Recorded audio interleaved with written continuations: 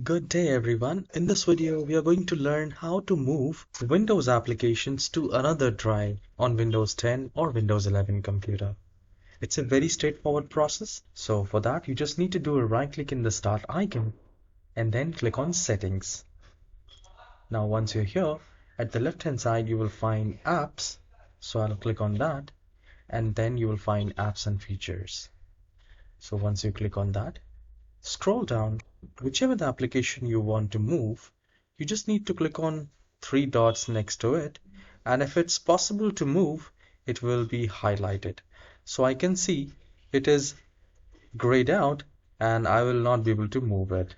But in your case, if you want to move any other application to any other drive, let's say for an example, Instagram, I want to move to any other drive, I can move it anywhere else.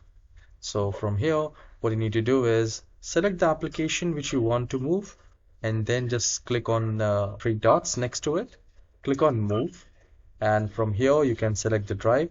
I can see this app is currently installed on C drive, and I can select volume D to this. And this is a very easy process. I hope you have enjoyed this very short video. Please hit the like and subscribe. I'll see you in the next tutorial. Have a wonderful day.